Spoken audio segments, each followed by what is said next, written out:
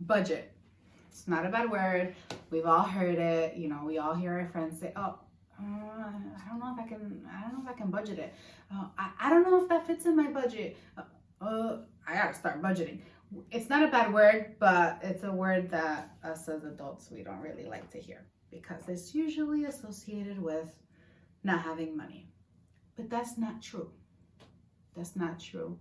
Budgeting does not mean that you're broke. Budgeting means that you're being smart with your money. What is a budget? You know, very, very simply put, a budget is a way for you to organize your income and your expenses in a way that helps you meet your financial goals. So I've got a few tips for you before I get into the different types of budgets. One is be realistic.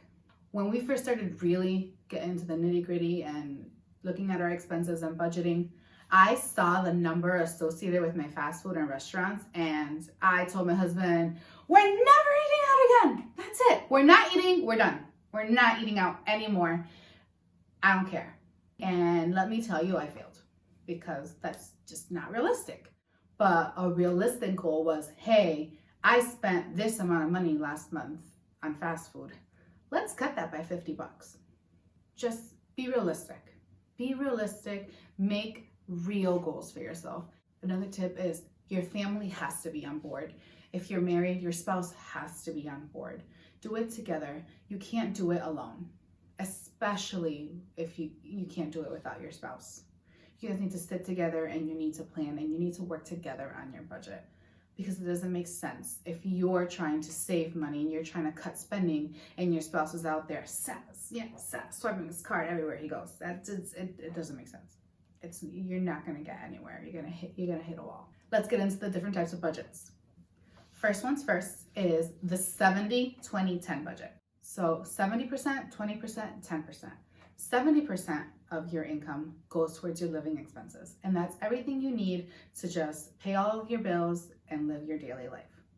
20% of your income goes towards debt and saving. And then because of my faith, 10% goes towards tithing.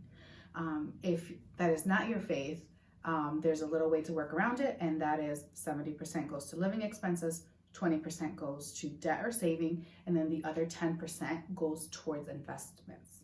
So college fund, investing towards a mortgage, investing towards your IRA, whatever it is, the 10% is invested into something that will grow.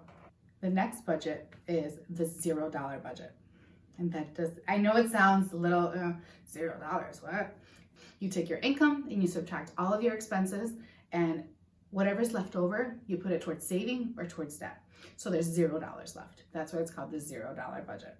The third type of budget I'm mentioning today is the cash envelope budget system. And it's exactly what it sounds. It's cash inside of envelopes. What you do with this kind of budgeting type is you allocate every expense to its own envelope. And as you go through the month and you get your paychecks, you divide the cash between the envelopes. And when you go to spend for that expense, the cash is already there and you're ready to pay for it. The beauty of the system is that it's cash only. You have cold hard cash. Cash is king, they say. So cold hard cash, and you can use it everywhere. And when it's gone, it's gone. You know, how many of you guys have overdrafted before? Because it's not something visible. You know, you're just swiping a card and if you don't check your bank account, and you're just swiping away, and then you overdraft, and guess what? Fees, and now you're in the negatives. So these are just 3 budget systems that have seemed to have found a lot of success with anyone looking to start budgeting. And there are many other ones, but I just want to get you started. The goal is to just start somewhere. Start somewhere, start budgeting, figure out what works for you. Always remember your why. That'll keep you motivated. What are your goals? Why am I doing this? That'll push you along.